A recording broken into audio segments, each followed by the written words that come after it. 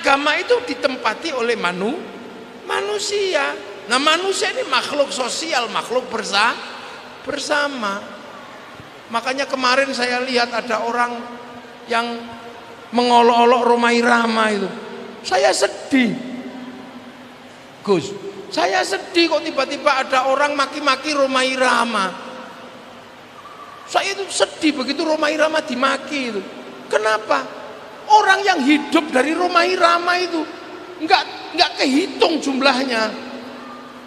Lagu Rhoma Irama menghidupi pengamen-pengamen se-Indonesia. Siapa yang orang sodakohnya paling banyak mengalahkan Rhoma Irama? Nggak ada di Jakarta. Coba ya sampean cek. Grup dangdut sebegitu banyak menyebar di mana-mana. Itu hidup karena lagunya Rhoma Irama. Loh, itu dia mikir dengan darah, dengan air mata Rhoma Irama itu sampai punya lagu.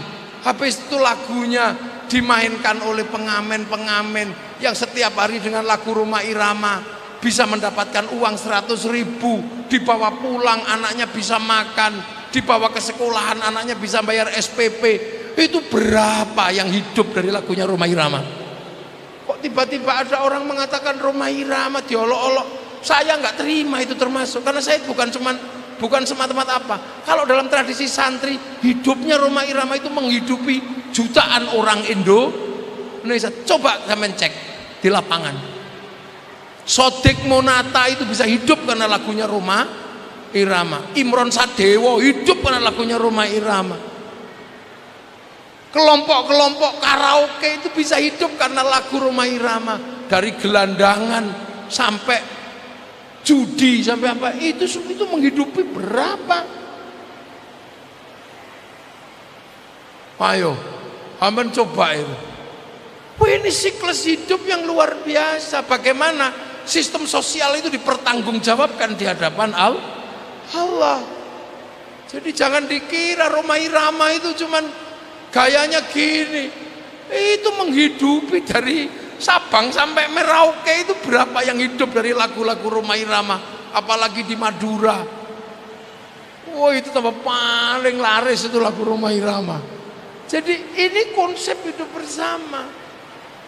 Orang tidak boleh marah-marah sama Syekh Abdul Qadir Al-Jilani, karena Syekh Abdul Qadir Al-Jilani manakibnya menghidupi banyak orang. Orang tidak boleh marah. Bismillahirrahmanirrahim. Bismillah, alhamdulillah. Wassalatu wassalamu ala rasulillah Sayyidina Muhammad ibn Abdillah wa ala alihi wa ashabihi wa azwajihi wa dhurriyyatihi wa ahli baitihi wa man tabi'ahum bi ihsan ila yaumil qiyamah. Para alim, para ulama, para kiai, para habaib, wabil khusus Sohibul Fadilah wa Sa'adah Gus Lukman, Gus Salam,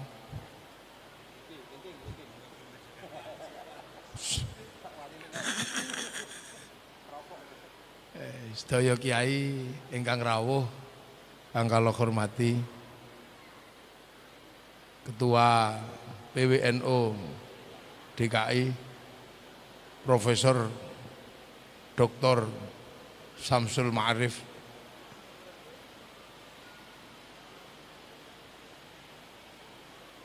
para hadirin wal hadirat yang berbahagia, alhamdulillah khol kedua, ke-8, khol ke-8 Kiai Hamid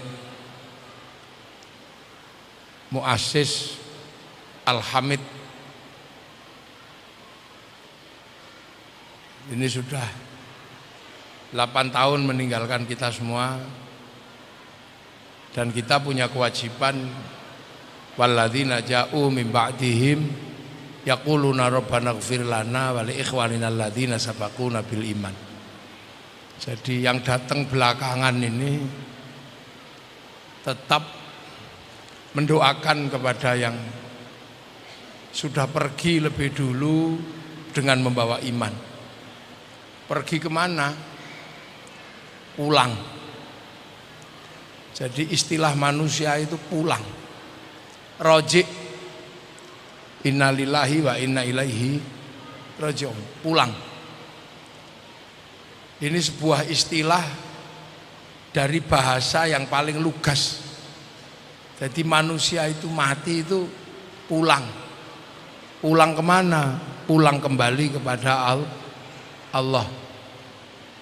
Jadi dari Allah kembali ke Allah. Makanya hampir semua manusia itu punya keyakinan sama, bahwa manusia itu akhirnya pulang. Bukan cuma orang Islam, orang Nasrani juga punya keyakinan pulang. Pulang kepada Allah Bapa di surga, itu orang Nasrani. Orang Hindu pulang kepada Sang Hyang Widi di Swargaloka. Orang Buddha pulang kepada Sang Buddha di Nirwana. Nah, orang Yahudi pulang kepada Yahweh di surga. Artinya hampir semua manusia punya keyakinan sama, bahwa ini adalah tempat singgah, bukan kampung halaman. Jadi tidak pernah ada orang itu menetap di sini selamanya, nggak ada. Karena ini memang bukan kampung halamannya manusia.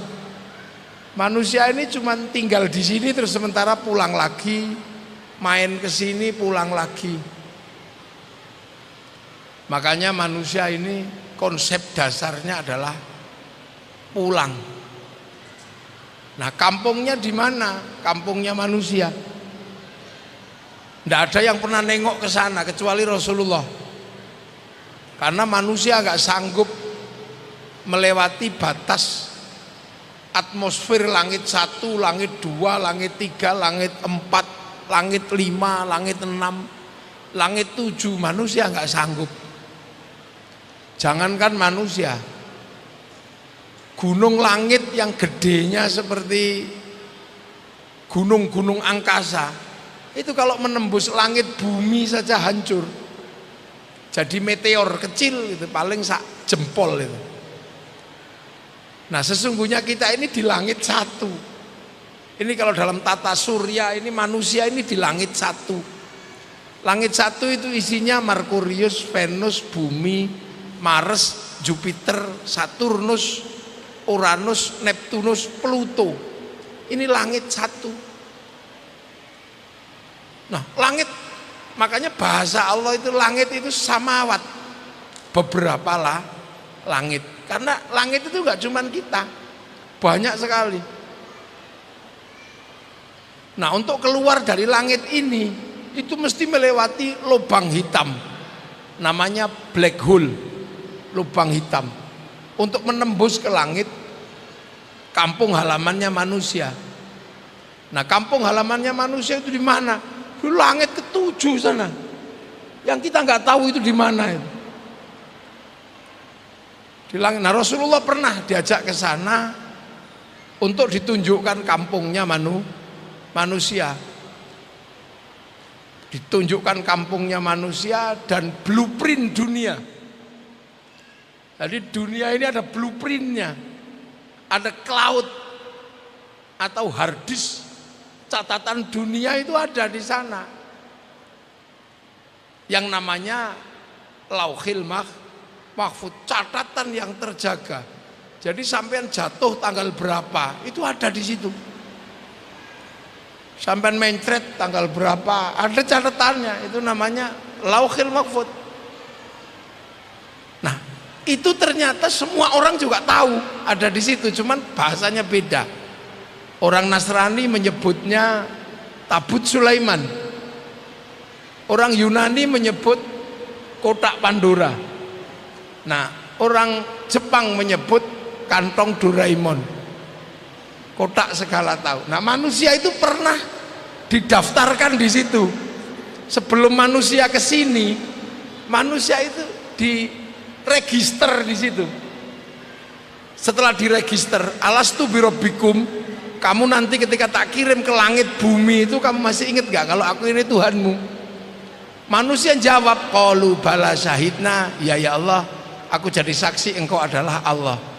Maka dikirim ke sini, terus dikasih paketan, paketan rizkinya seberapa, paketan istrinya siapa. Jadi yang paketan istrinya cuma satu, ya nggak bisa nambah. Yang paketan istrinya dua, ya mau nggak mau tetap nambah, apalagi yang paketannya 4 ya nambah. Kalau Kiai Taufik Damas itu paketannya 1, itu nggak bisa. Ketua NU itu paketannya 1, sama. Loh, gitu. Wah, lain. Oh, saya memang untuk hal begitu saya nggak terlalu update. Kalau peranaan jin saya update. Jadi paketannya ada, termasuk paket umur itu ada di situ. Makanya kalau paketannya habis ya kick, udah selesai. Nah itu, makanya manusia itu dari sana dikirim ke sini. Dan manusia ini setelah di sini ini harus beradaptasi dengan masyarakat sini. Makanya karena manusia itu nggak asli sini, makanya adaptasinya agak lama. Mentok itu asli sini, maka begitu netes langsung lari. Kucing itu asli sini, maka begitu beberapa hari makan. Kambing semua itu asli sini, manusia itu enggak. Manusia makanya penyesuaian dirinya lama. Sampai 9 bulan itu belum adaptif dia. Masih muser aja itu. Nah itu. Nah, terus dia hidup di sini manusia ini. Kenapa? Karena manusia ini pada dasarnya itu sama kayak iblis itu. Sama kayak malaikat, makhluk tidak terlihat. Nah, agar hidup di sini ini kelihatan, maka manusia ini dikasih bungkus ini. Nah, ini casingnya ini, bungkusnya ini semua ini, bungkusnya ini, casingnya diproduksi secara lokal, terus diassembling. Jadi makan, terus dikeluarkan lewat kencing, sisanya ada yang dikeluarkan lewat belakang, lewat umbel. Nah, ada yang diambil vitamin A, vitamin C. Lantas ada yang saripati makanan manusia namanya nutfah. Nah, nutfah itu yang akhirnya dijadikan assembling untuk menaruh ruh manusia. Segumpal darah, segumpal daging, terus dikasih nyawa. Nah, itu terus hidup. Terus dikasih daging, terus ditambah otot, didirikan pakai tulang, bungkus kulit, tumbuhi rambut. Setelah itu udah nggak kelihatan manusianya di dalam. Jadi ini bukan manusia sesungguhnya, ini bungkusnya manusia. Nah, bungkusnya ini dunia. Makanya manusia ini nggak bisa nggak, dia berurusan dengan dunia selalu. Karena casingnya ini dunia. Makanya manusia kalau kedonyan nggak usah disalahkan. Karena apa? Bungkusnya ini dunia. Dan nanti ketika pulang, bungkus ini nggak akan bisa melewati black hole. Makanya dilepas, dicopot. Makanya bungkus ini selesainya di sini. Nah, ini manusia. Lah, ruhani yang kembali ke sana, bekalnya ya dari sana. Bekalnya ya Al-Qur'an. Kalau dari sana, karena Al-Quran itu juga produk langit. Bal huwa Qur'anum majid fi lauhim mahfud. Quran itu sebenarnya juga downloadan di sini nih. Lah, sholat itu juga bekalnya manusia, karena sholat itu juga hasil downloadan langit. Cuman kan jasadnya manusia ini dunia. Makanya jangan heran, tangan ini dunia. Ya, manusia keduniaan ya nggak apa-apa. Makanya ikmal li dunya ka'annaka ta'ishu abada wa'mal li akhiratika ka'annaka tamutu ghadda. Ini manusia. Ini harus dipahami dulu ini. Konsep dasarnya manusia. Sebelum kita nanti membicarakan tentang khol. Ini dasar memahami manusia. Nah, ruhani ini dihubungkan sama lauhil mahfud. Selalu dia terhubung dengan lauhil mahfud. Nah jasad ini dunia.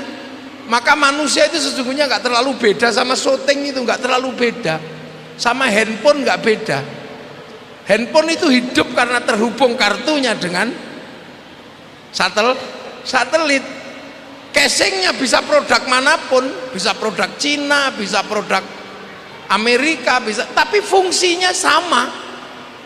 Seperti manusia juga assembling produk mana terserah, mau produk Arab ya sama kayak gitu, mau produk Amerika tinggi besar rambutnya merah, kalau di assembling di Cina ya tembem-tembem sipit-sipit, kalau di assembling di Afrika ya hitam gosong kayak kopi.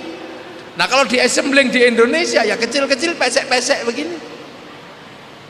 Tapi ruhaninya sama. Maka manusia itu hanya berbeda karena bangsanya, karena laki-laki dan perempuan, tapi manusianya sama. Makanya kemanusiaan itu sama, humanisme itu sama, bangsanya yang beda. Itu harus dipahami, bangsanya yang beda. Maka jangan merasa superior karena lahir di Cina, jangan superior karena merasa lahir di Arab atau di ini. Makanya manusia itu sama di hadapan Allah juga sama. Inna akramakum indallahi atqakum, karena ini terhubung sana. Nah maka manusia itu sama. Handphone itu melakukan apapun pasti ketahuan karena kartunya terhubung dengan satelit. Bawa malam-malam gitu ya, dia bayar pulsa, sama bayar pulsa. WA orang, jejak digitalnya ada karena mesinnya terhubung dengan satelit. Manusia juga sama, tubuh melakukan apapun pasti ketahuan karena ruhani ini terhubung dengan lauhil mahfud. Makanya gini ya, ketahuan melakukan apapun. Mesin rekamnya ini nggak pernah berhenti. Syuting ini nyuting saya itu semua direkam di memori. Nanti syutingnya dibanting nggak apa-apa, selagi memorinya masih ada, rekamannya masih ada. Gitu. Manusia juga sama, selama 24 jam alat rekamnya namanya ruhani. Ruhani ini merekam seluruh kehidupan manusia. Makanya ruhani melakukan apapun pasti terhubung dengan lauhil mahfud, catatannya nggak akan pernah hilang. Nah itu, makanya jangan lupa. Lah makanya hukum handphone sama hukum manusia itu sama. Handphone karena terhubung dengan satelit ya bisa kirim foto, kirim gambar, kirim apa saja. Yang penting punya paketan. Tapi kalau mau ngirim kok nggak punya paketan, ya cari wifi gratisan. Ke warung-warung cari wifi gratisan. Sama dengan manusia, bisa ngirim doa, ngirim Fatihah, ngirim bacaan Al-Quran, sama. Yang penting punya paketan. Kalau nggak punya paketan, ya cari wifi gratisan. Wifi-nya siapa? Wifi-nya Nabi, wifi-nya wali, karena nabi wali paketannya besar, namanya tawassul. Jadi tawassul sebenarnya kan bagian dari wifi gratisan itu, karena kita mau ngirim Fatihah, ngirim Quran nggak bisa, maka pakai wifi gratisannya nabi. Lah nabi wali kenapa paketannya besar? Karena nabi wali itu kalau download serius. Qalu rabbunallah tsumma istaqamu tatanazzalu alaihimul malaikah Allah takhafu wala takzanu. Download gini, Syekh Abdul Qadir download 25 tahun di padang pasir. Sunan Kalijaga download 3 tahun, ya Allah 3 tahun. Maka wali-wali itu paketannya besar. Nah kita kalau diajak download langsung tidur. Ya Allah. Maka kita nggak punya paketan. Makanya jangan macam-macam sama wali-wali Allah. Karena wali-wali Allah itu paketannya besar, tahu hati orang. Karena apa? Bisa meretas orang karena paketannya besar. Kalau mangkel sama orang bisa dihack gitu sampean. Makanya wali itu menakutkan. Lah itu. Loh makanya dengan pakai wifi-nya Nabi, wifi-nya wali, Quran bisa dikirim apa. Makanya kalau ada yang nggak percaya kok doa kok bisa dikirim, jangankan doa, jangankan Fatihah, sepak bola bisa dikirim. Kita nggak pergi ke Qatar, satu orang pergi ke Qatar nonton, habis itu sama dia disyuting, dinaikkan ke satelit, oleh satelit dibagi ke seluruh dunia, namanya siaran langsung, bagiannya sama mau dimanapun. Makanya orang kalau nggak percaya doa itu bisa dibagi, orang itu nggak punya TV. Ini makanya ketika orang sudah meninggal bisa kirimi Fatihah, bisa kirimi doa. Seperti handphone, kartunya itu walaupun sudah nggak ada casingnya, itu bisa dikirimi pulsa. Sama, bisa dikirimi pulsa, dikirimi Fatihah, dikirimi apa. Tinggal nanti kembali kepada Allah, di print out. Mithqala dzarratin khairan yara, mithqala dzarratin syarran yara. Loh itu makanya manusia gitu. Cuman yang harus diingat bahwa Allah menurunkan agama, ini langit, tapi harus dipakai manusia. Manusia itu bumi, jasad manusia itu bumi. Makanya di sini inilah orang paling susah memisahkan agama dan dunia, nggak bisa, hanya fardu ain sama fardu kifayah. Manusia disifati dunia, tangan ini dunia, kalau nggak dikasih makan mati. Kalau manusia nggak makan mati. Manusia nggak punya rumah, masalah. Karena apa? Manusia ini butuh dunia. Dan dunia manusia adalah dunia paling ribet di seluruh dunia. Jadi di dunia ini manusia paling ribet itu. Makanya yang ngurus manusia itu banyaknya luar biasa. Karena apa? Dia pendatang ke sini, paling rentan di sini. Makanya jangan salah, urusan manusia di muka bumi ini paling banyak. Karena bukan penduduk asli. Kalau yang penduduk asli kayak sapi gampang selesai. Kayak kambing gampang, manusia wah urusannya ribet, paling banyak. Ada ngurus jasadnya, ada ngurus ruhaninya. Makanya ngurus jasadnya ada bikin rumah ya untuk manusia. Ada yang ngurus mulutnya manusia sampai bikin sedotan. Ini juga karena ngurus manusia. Bikin minuman juga urus manusia. Bikin kursi ini urusannya juga bokong manusia. Makanya hampir seluruh dunia ini urusannya berpusat di urusan manusia. Ada yang ngurus nya tok aja barokah hidupnya, punya pabrik pempes. Ada yang ngurus giginya tok, punya pabrik odol, punya pabrik sikat. Ada yang ngurus manusia nggak bisa punya pabrik dol kolak. Macam-macam ini kan nggak ada yang bukan, ini semua urusan manusia. Bikin mic karena ngurus kupingnya manusia. Bikin alhamid ngurus kelakuannya manusia. Lah ini makanya manusia itu diurus. Dan disinilah akhirnya kemudian ada sikap-sikap manusia yang tidak bisa ndak. Ruhani harus diantarkan kepada Allah untuk sholat, diantarkan, ini produk akhirat. Tapi sholat itu nutup aurat. Tutup aurat itu kain. Nah yang bikin kain siapa? Pabrik kain. Kebetulan yang punya pabrik kain itu Cina. Makanya kiai nggak boleh ngamuk sama Cina, karena Cinanya pergi kita udah. Loh,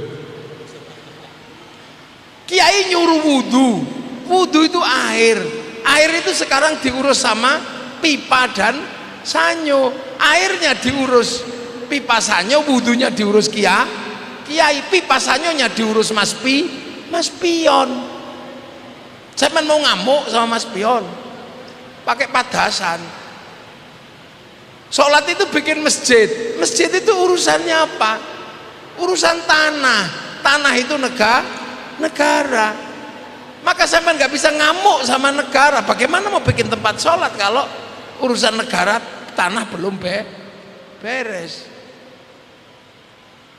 Orang sholat itu masjid itu urusannya apa? Pasir, besi sama semen itu urusan pabrik. Maka kiai tidak boleh terus ngamuk sama pabrik.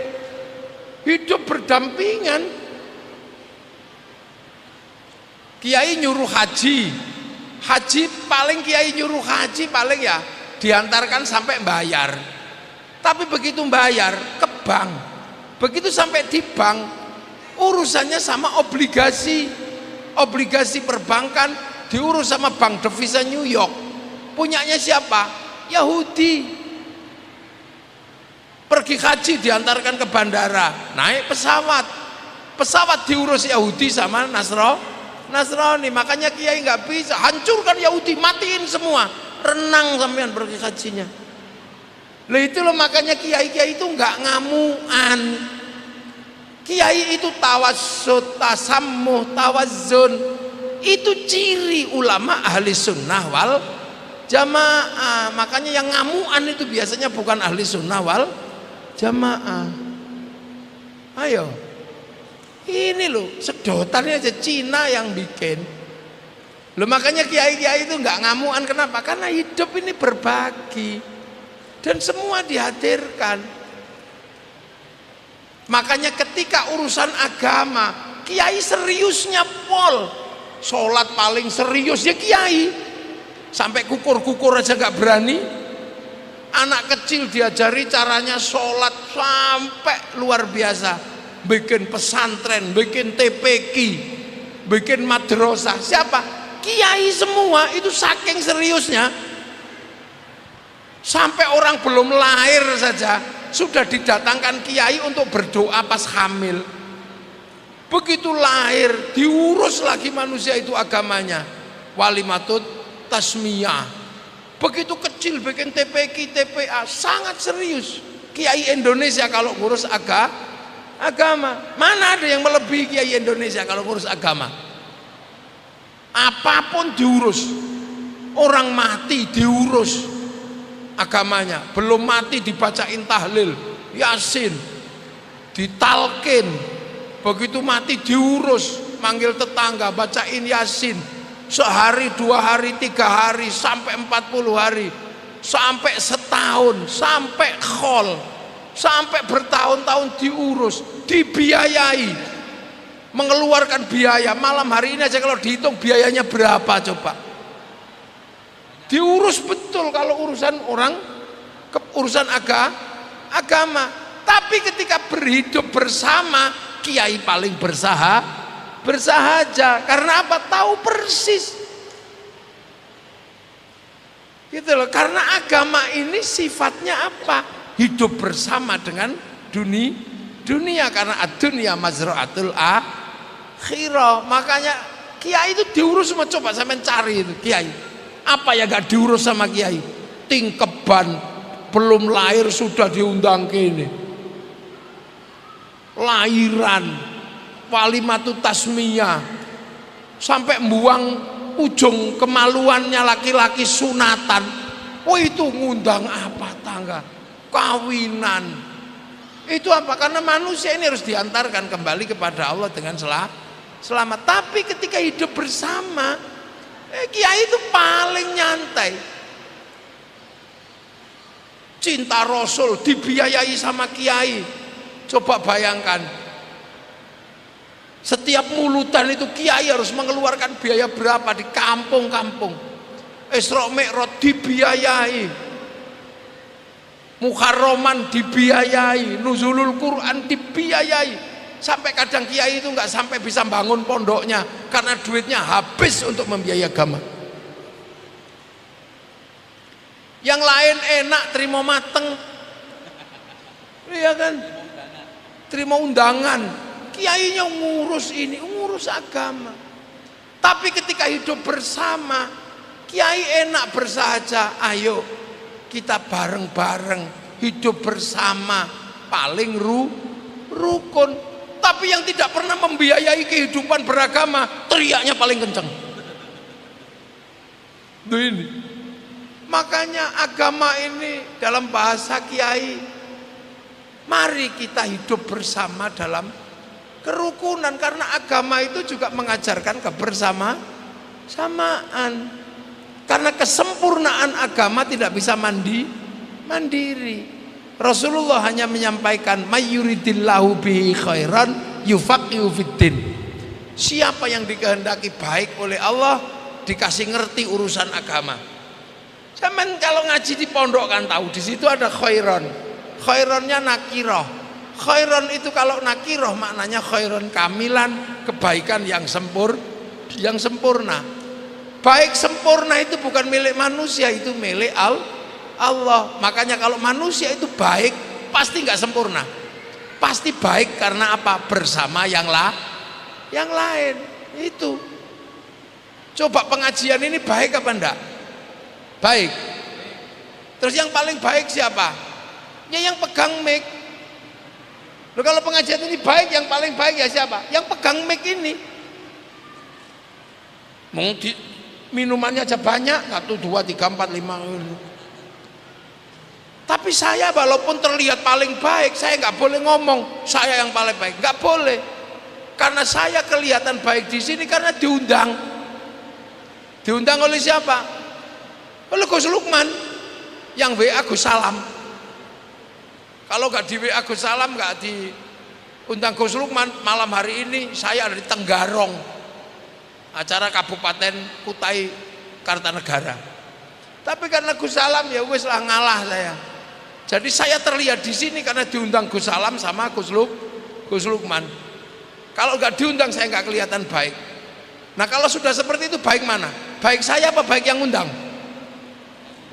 Ya nggak bisa. Kalau saya nggak datang pengajiannya juga jelek. Duh, itu baik baru 2 udah masalah. Itu baru 2 kebaikan masalah, saling berebut. Apalagi kalau sampean ikut-ikutan, yang baik ya kami Kiai. Nah kok bisa? Karena kami mau datang.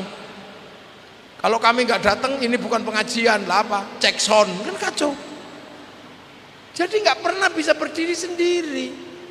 Bagi tukang sound yang baik ya saya Kiai. Kalau soundnya tak matiin ya bubar lu. Bagi tukang lampu lah, kalau lampunya tak matiin ya bubar. Nggak ada habisnya, yang baik itu nggak berdiri sendiri. Makanya kekuatan manusia bisa hidup itu doanya makan Allahumma barik lana. Kenapa bukan barikli? Karena makan itu urusannya banyak orang. Yang nanam siapa, yang bikin rice cooker siapa, yang bikin apa siapa, banyak sekali yang terlibat di situ. Yang bikin bumbu siapa? Orang Cilangkap mana dia punya garam yang bikin enak? Yang punya garam orang pesisir. Sementara kita nggak pernah tahu ketika orang pesisir bikin garam itu apa nggak kencing ditambah garamnya. Nggak tahu. Makanya orang Jawa itu kalau bilang uyah, yang satu uyuh. Jangan-jangan pas bikin uyah nguyuh, kan kita nggak tahu. Lah inilah hidup. Makanya dalam konsep hidup yang demikian rumit, Rasulullah itu enak. Kamu kalau hidup berbeda-beda seperti itu, pegang satu. Kalian harus ingat untuk rukun, kullukum ra'in wa kullukum mas'ulun an ra'iyati. Kalian semua adalah para pemimpin yang harus hidup saling bertanggung jawab antara yang mimpin dan yang dipimpin. Dan konsep itu diterapkan di Indonesia karena Rasulullah kalau terhadap masyarakat manusia yang beda suku, beda bangsa, beda agama, Rasulullah hanya menyebutnya jadilah kalian ra'iyah. Ra'iyah adalah orang yang hidup bisa memimpin dan bisa dipimpin. Ra'iyah itu diterapkan di Indonesia menjadi konsep rakyat. Itu sebenarnya konsepnya Rasulullah. Hidup boleh berbeda suku, beda bangsa, beda agama, tapi rukun. Makanya orang Indonesia disebut ra'iyah atau rakyat. Nah, rakyat inilah yang akhirnya menyelamatkan kita bisa hidup berbeda-beda selaras dengan Bhinneka Tunggal Ika. Dan satu-satunya negara muslim yang bisa menggunakan konsep ra'iyah untuk warga bangsanya hanya muslim Indonesia. Negara lain nggak sanggup. Saudi kembali pada kerajaan, Yaman kembali pada komunis, Beberapa negara kembali kepada kerajaan. Tapi kita bisa menerapkan konsep ra'iyah. Makanya ra'iyah itu kalau ngumpul namanya musyarakah. Lahirlah konsep masyarakat. Kalau berbeda faham wasyawirum fil amri, lahir musyawarah. Karena yang nata dulu adalah para wali, makanya daerahnya disebut wilayah al-wali al-wilayah. Wilayah itulah yang sekarang kita nikmati menjadi NKRI, Negara Kesatuan Republik Indonesia. Makanya dengan konsep ra'iyah ini kita selamat. Arab satu bangsa pecah puluhan negara, Cina satu bangsa pecah puluhan negara, Afrika satu bangsa pecah puluhan negara, Eropa satu bangsa pecah puluhan negara, tapi kita puluhan bangsa, suku dan agama mampu bersatu dalam satu negara kesatuan Republik Indonesia. Berhasil kita, dan itu kita nikmati. Akhirnya apa? Akhirnya kehidupan kita jalan. Makanya agama ini salah satu contoh. Jadi kegiatan malam hari ini sebenarnya salah satu contoh di mana merukunkan orang dengan peristiwa-peristiwa agama.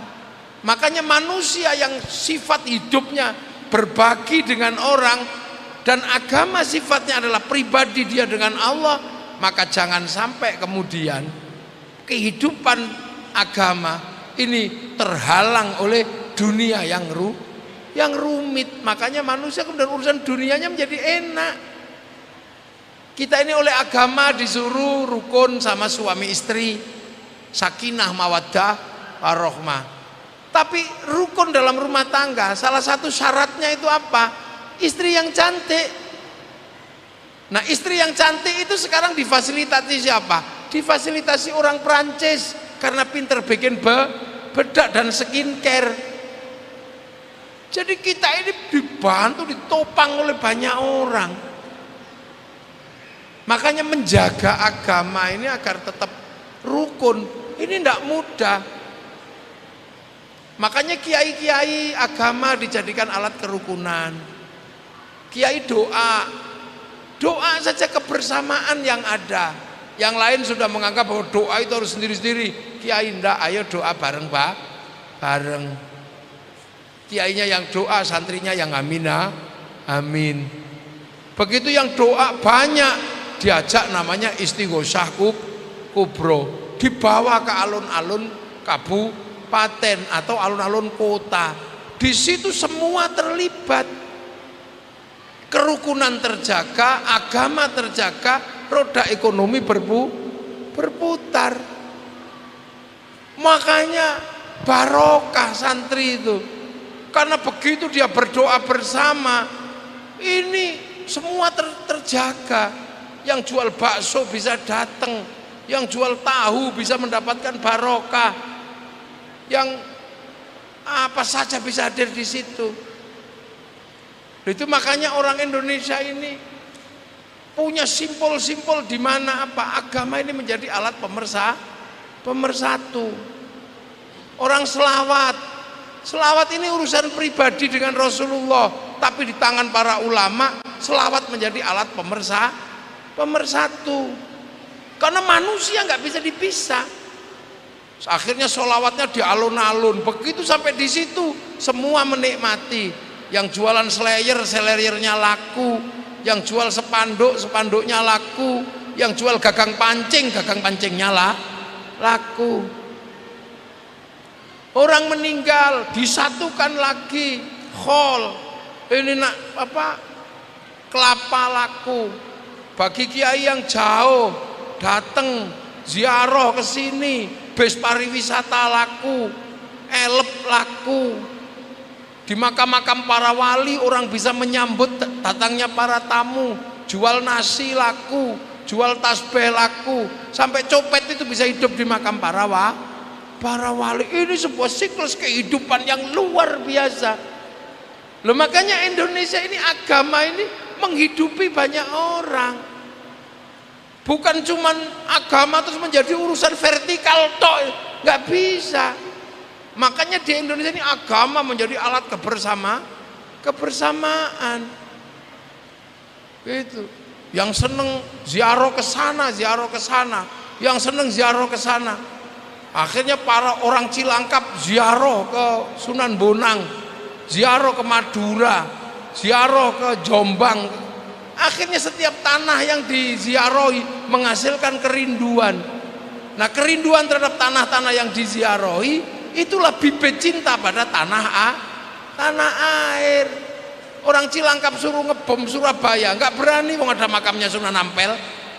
Suruh ngebom Jombang, nggak berani, ada makamnya Gus Dur. Makanya seluruh teroris itu tumbuh dari orang yang tidak pernah ziarah kubur. Cek aja itu. Nggak ada santri suka ziarah kubur kok jadi teroris ngebom, nggak berani ngebom. Loh, itu ini menjadi sebuah sistem sosial. Karena apa? Agama itu ditempati oleh manusia. Nah, manusia ini makhluk sosial, makhluk bersama. Makanya kemarin saya lihat ada orang yang mengolok-olok Rhoma Irama itu. Saya sedih, Gus. Saya sedih kok tiba-tiba ada orang maki-maki Rhoma Irama. Saya itu sedih begitu Rhoma Irama dimaki itu. Kenapa? Orang yang hidup dari Rhoma Irama itu nggak kehitung jumlahnya. Lagu Rhoma Irama menghidupi pengamen-pengamen se-Indonesia. Siapa yang orang sodakohnya paling banyak mengalahkan Rhoma Irama? Nggak ada di Jakarta. Coba ya sampean cek. Grup dangdut sebegitu banyak menyebar di mana-mana. Itu hidup karena lagunya Rhoma Irama. Loh, itu dia mikir dengan darah, dengan air mata Rhoma Irama itu sampai punya lagu. Habis itu lagunya dimainkan oleh pengamen-pengamen yang setiap hari dengan lagu Rhoma Irama bisa mendapatkan uang 100.000, dibawa pulang anaknya bisa makan, dibawa ke sekolahan anaknya bisa bayar SPP. Itu berapa yang hidup dari lagunya Rhoma Irama? Kok tiba-tiba ada orang mengatakan Rhoma Irama diolok-olok? Saya nggak terima itu termasuk, karena saya bukan semata-mata apa. Kalau dalam tradisi santri, hidupnya Rhoma Irama itu menghidupi jutaan orang Indonesia. Coba kalian cek di lapangan. Sodik Monata itu bisa hidup karena lagunya Rhoma Irama. Imron Sadewo hidup karena lagunya Rhoma Irama. Kelompok-kelompok karaoke itu bisa hidup karena lagu Rhoma Irama. Dari gelandangan sampai judi sampai apa itu menghidupi berapa? Ayo, aman coba itu. Wah, ini siklus hidup yang luar biasa. Bagaimana sistem sosial itu dipertanggungjawabkan di hadapan Allah. Jadi jangan dikira Rhoma Irama itu cuman gayanya gini. Itu menghidupi dari Sabang sampai Merauke itu berapa yang hidup dari lagu-lagu Rhoma Irama, apalagi di Madura. Wah, itu tambah paling laris itu lagu Rhoma Irama. Jadi ini konsep hidup bersama. Orang tidak boleh marah-marah sama Syekh Abdul Qadir Al-Jilani, karena Syekh Abdul Qadir Al-Jilani manakibnya menghidupi banyak orang. Orang tidak boleh marah-marah sama para wali, karena makamnya wali menghidupi banyak orang. Nah, di Jakarta ini saya lihat yang hidupnya bisa menghidupi banyak orang terbanyak itu termasuk Rhoma Irama. Makanya jangan main-main sama, jangan hujat itu. Nggak cocok ya nggak cocok. Tapi kamu belum pernah kasih makan orang se-Indonesia dengan cara Rhoma Irama. Rhoma Irama sudah setiap hari kasih makan orang. Coba ke terminal-terminal pasti ada nyanyi lagu gelandangan, lagunya Rhoma Irama. Dia bisa dapat hidup, bisa kasih makan anaknya, dia bisa masih makan keluarganya. Itu di hadapan Allah, mbok pikir nggak ada pahalanya? Ada itu pahalanya. Mithqala dzarratin khairan yara, mithqala dzarratin syarran yara. Tuh, ini penting dipahami. Jadi jangan kemudian dikit-dikit kita marah-marah karena apa? Karena berbeda. Agama ini nggak bisa dipisah. Nah, itulah makanya meletakkan dasar untuk memahami kenapa kiai itu tasammu, tawassut, tawazzun. Itu. Setelah ini selesai semua, baru manusia dipanggil oleh Allah. Nah terserah sampean ketika dipanggil mau milih paket apa kan terserah. Ada paket lumrah. Manusia mau ngambil paket lumrah, ada. Paket apa? Ya paket mati biasa aja. Kullu nafsin dha'iqatul maut. Itu pasti ditunggu, gak ditunggu juga datang. Makanya karena nggak tahu kapan datangnya, berbuat baiklah. Jangan sampai berbuat jahat pas mati itu datang. Jangan lagi main kartu, mati itu datang. Nah itu mati yang paketan, nggak usah dipikir, itu sudah. Karena malaikat kalau mencari model begitu tinggal di Sherlock gitu aja selesai. Nah ada mati itu paket kedua, paket istimewa itu, paket mati syahid. Nah itu mati perang melawan orang kafir.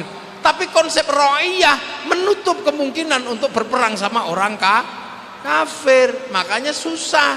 Sekarang itu bukan matiin orang kafir, cari orang kafirnya yang susah.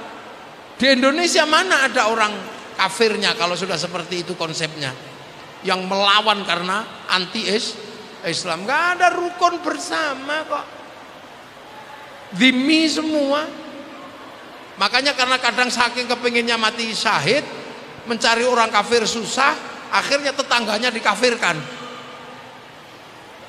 Akik kafir, pondok akik kliwon kafir. Mudah sekali mengkafirkan orang, mendajalkan orang. Ini digital pedot itu dajjal. Kamu ini ngapain? Wong berbeda paham aja kok orang dibilang dajjal. Jangan. Kita ini la taj'al fi qulubina ghillan lil ladzina amanu. Hanya khawarij yang suka mengkafirkan orang. Nada. Itu Indonesia, jadi negeri ro'iyah ini nggak mudah mencari orang kafir. Makanya sudah, akhirnya tetangganya dikafirkan. Nah itu susah. Nah maka ketika itu susah, cari paket paket ketiga, mati VVIP. Jadi ada mati itu VVIP, mati undangan. Jadi undangan memang diundang sama Allah. Ya ayyatuhan nafsul mutmainnah, jiwa-jiwa yang tenang, irji'i ila rabbiki radiyatan mardiyah fadkhuli fi ibadi wadkhuli jannati. Lah itu VVIP, undangan jiwa yang tenang lah. Maka kita ini belajar menjadi orang tenang aja susah. Nggak nikah nggak tenang, nikah nggak tenang, nggak punya anak nggak tenang, punya anak juga nggak tenang, nggak punya duit nggak tenang, punya duit juga nggak tenang, duduk ini nggak tenang, yang geringgingen, yang apa, tenang itu susah. Bahasanya gampang, jiwa-jiwa yang tenang. Tapi kita ini kan nggak tenang. Di rumah pengen ngaji, begitu ngaji pengen pulang. Bahkan sampai sholat aja kita itu nggak tenang. Allahu Akbar. Tapi begitu matanya melek, nggak tenang. Tengok sana, tengok sini. Allahu Akbar. Ada ting ting ting, bakso, nggak tenang. Sampai kita sujud aja masih ingat utang. Jadi sholat pun sudah ini wajah tuh wajah kita nggak tenang. Karena tenang itu nggak mudah. Nah agar orang menjadi tenang, itulah makanya pondok-pondok pesantren, para kiai belajar menenangkan orang. Itu contoh, ini air ya. Tak kasih contoh biar gampang. Pakai sampel. Ini di dalam botol ini ada air. Air ini tenang kalau gelasnya tenang, tapi kalau gelasnya ini gerak-gerak, airnya juga nggak tenang. Akhirnya tumpah lah. Manusia itu sama. Yang tenang itu manusia yang di dalam jasad. Makanya tenang tidaknya manusia tergantung jasadnya ini tenang apa tidak. Makanya manusia itu di dalam dirinya ini nggak tenang, maka biar tenang, latihan jasadnya ditenangkan. Dengan cara apa? Dengan cara duduk, dengan cara bersila. Untuk apa? Menyebut asma Allah. Ala bidzikrillah tatmainnul qulub. Makanya kiai-kiai mengajari zikir. Ya Allah, ya Allah, ya Allah, ya Allah, ya Allah, ya Allah. Ya Allah, ya Allah. Ini pelajaran tenang. Duduk dengan gini tenang berzikir. Kepalanya karena nggak bisa menyebut diajari gedek. Tangan karena nggak bisa menyebut diajari pegang tasbih. Bokong karena nggak bisa menyebut diajari duduk. Lutut nggak bisa menyebut diajari bersila. Untuk apa? Agar tenang. Nanti lama-lama tenang. Pertama paling ya Allah, ya Allah, ya Allah, ya Allah, ya Allah, ya Allah, ya Allah, ya Allah. Nggak tenang. Ya Allah, ya Allah, alah lama sekali gitu. Pasti nggak tenang. Tapi nanti lama-lama tenang. Nah kalau sudah tenang semua akan apa? Menyebut Allah. Makanya orang-orang itu kalau sudah tenang, irji'i ila rabbiki, sebelum kembali benar-benar kepada Allah, semua dikembalikan kepada Allah. Makanya ya Allah, ya Allah, ya Allah, begitu ya Allah, cocok masya Allah. Tangan memegang panas subhanallah. Akhirnya apa? Ruhani ini semua yang direkam adalah Allah, karena sifat hidup manusia dikembalikan kepada memori rekamannya, dan memori rekaman akan merekam Allah. Pecak telek masya Allah, dengar suami ngorok alhamdulillah, tanpa tak tengok aku masih ngerti suamiku masih hidup. Bahkan orang kalau sudah semua dikembalikan kepada Allah enak. Lihat ayam naik masjid terus mencret jerot, alhamdulillah. Santri alhamid bisa praktek toharoh membersihkan tai ayam dari atas masjid. Ini kembali. Makanya konsepnya adalah kembalikan semua kepada Allah. Irji'i ila rabbiki. Kalau kamu belum kembali ke sana, latihan semua kembalikan kepada Allah. Maka kau akan diridhoi oleh Allah. Tenang kita, ridho kepada Allah, diridhoi Allah.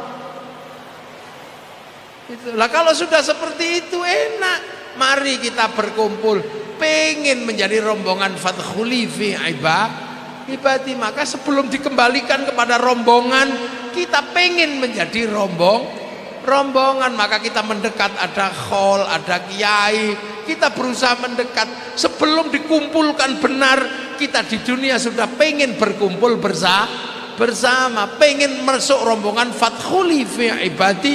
Masuklah ke dalam hamba-hambaku yang rodiyatam mardiyah.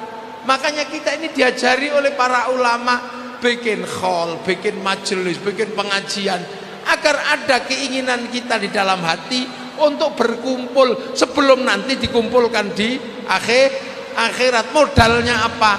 Ingin kumpul di dunia. Makanya kiai khol dikumpulin biar kita punya tempat untuk berkumpul. Ada mulutan, kita datang pengen menjadi bagian dari kumpulan-kumpulan orang-orang yang disebut rodiyatam mardiyah. Makanya kalau ada khol kayak gini datang, kita nitip di sini, punya nenek jarang sholat, Mbak Gus Lukman punya nenek jarang sholat, tapi saya pengen nenek saya ini juga menjadi rombongan, maka saya nitip ya 10.000 di Al-Hamid untuk nanti ikut rombongan kholnya Kiai Hamid. Loh, makanya kalau di kampung-kampung ada khol, biasanya santri-santri bawain rakitan ayam 1, telur 1, ada yang bawa kambing, ada yang bawa apa. Itu bagian dari apa? Ingin menjadi rombongan.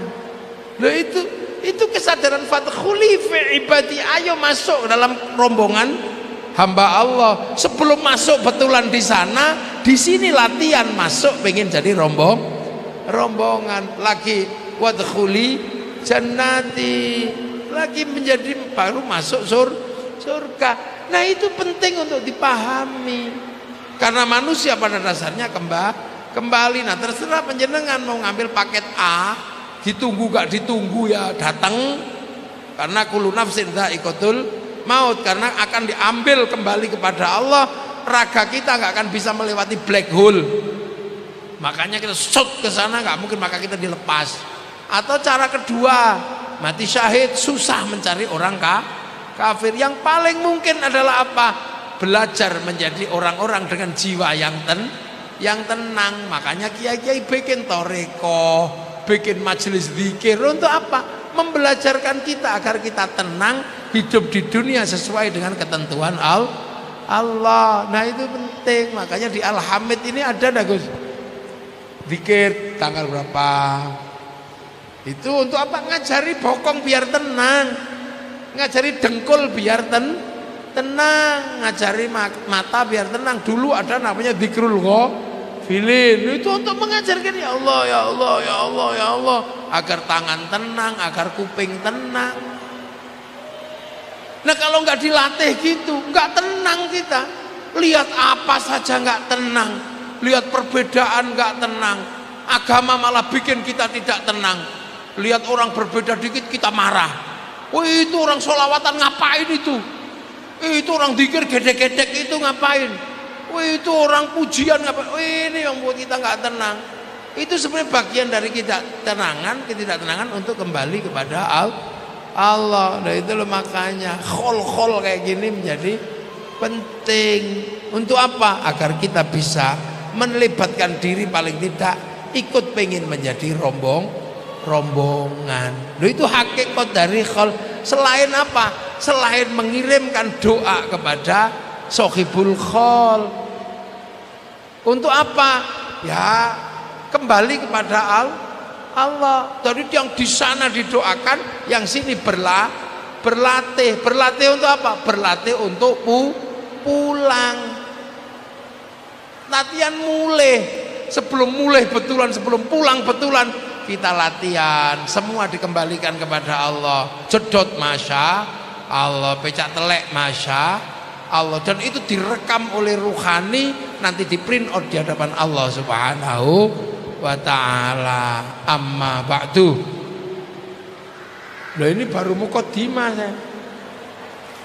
Loh ini baru muqaddimah, belum mulai ngaji khol. Ini baru menjelaskan manusia dan problem sosialnya dan kemungkinan untuk apa? Menjemput ajal pada Allah. Ini urung mulai ngaji, tapi wis jam piro iki? Jam 11.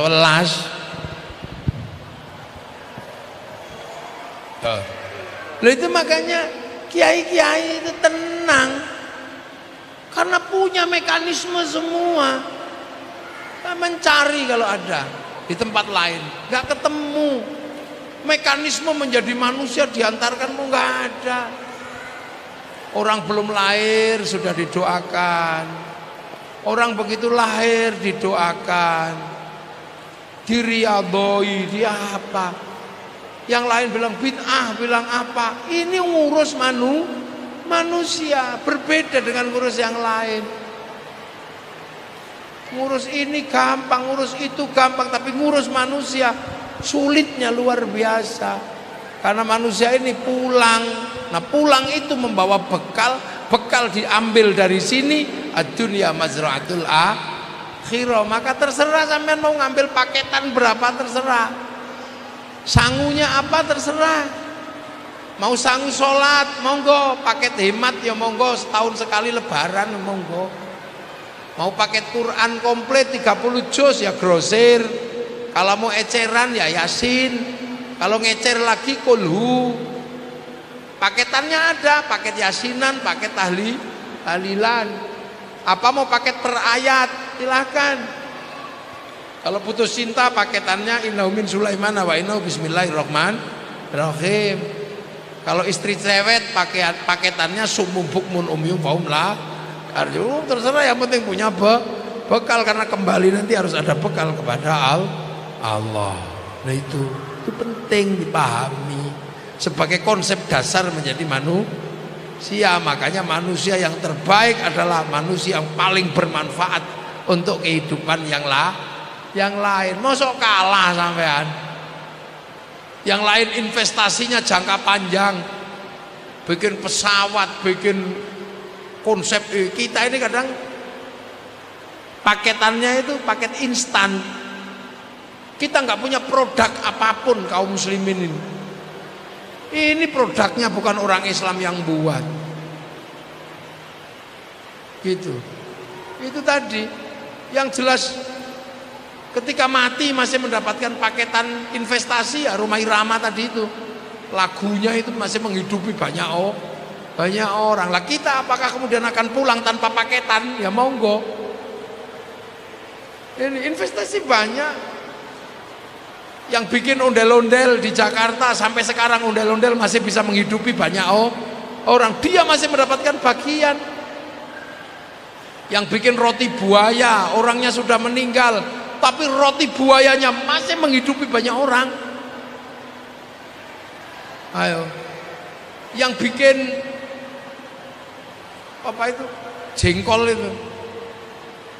Yang bikin sambal jengkol itu.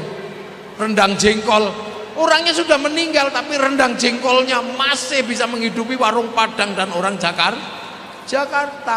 Kita ini kadang tidak pernah berpikir untuk punya investasi jangka panjang. Yang bikin lontong opor itu sampai sekarang masih menikmati karena lontong opor masih bisa menghidupi banyak orang. Coba ayo kita mulai ngitung apa investasi kita untuk setelah kita meninggal. Nggak ada. Selain investasi jangka pendek, ayo. Yang punya apa makanan Betawi itu yang paling khas itu apa? Jengkol. Itu yang bikin rendang jengkol itu orangnya sudah meninggal. Yang bikin onde-onde orangnya sudah meninggal tapi onde-onde pasti bisa menghidupi banyak. Nasi uduk. Yang bikin nasi uduk itu pertama kali sudah meninggal tapi nasi uduk masih bisa menghidupi banyak orang. Lu mati yang bermanfaat itu yang seperti itu.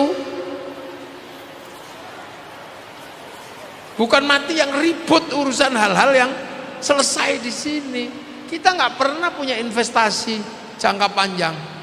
Yang bikin cangkul itu masih sampai sekarang masih mendapatkan pahala selagi cangkul masih dipakai orang.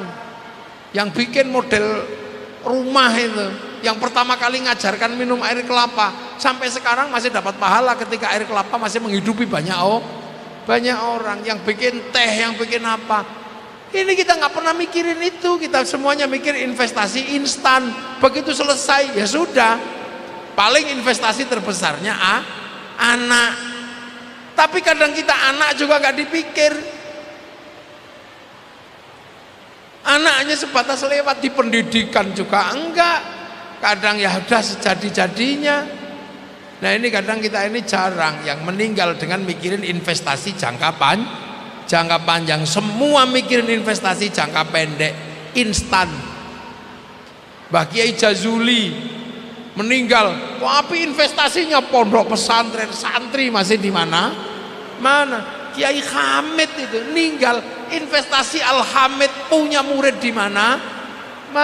Ini menikmati betul. Di sana sambil ketawa-ketawa aja gitu kan.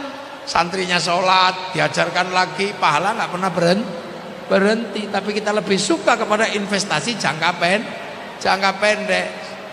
Seperti burung yang makan habis itu cari makan lagi, nggak pernah coba bikin investasi jangka panjang. Untuk apa? Investasi akhirat. Paling yang dipikirin bikin masjid, mushaf Quran, yang lain. Coba kita pikir-pikir yang lain. Di dunia ini banyak sekali kita bisa melakukan investasi jangka panjang. Yang paling sederhana sekarang yang masih bisa kita nikmati investasi akhirat kita itu apa? Mendoakan orang mati. Itu investasi kita yang nggak pernah kita sadari. Begitu wa ila jami'il mu'minin wal mu'minat wal muslimin al ahya'i minhum wal amwat al-Fatihah. Itulah kita investasi yang paling nggak pernah kita sadari hari ini, bahwa kita setiap hari punya investasi terhadap makhluk akhirat.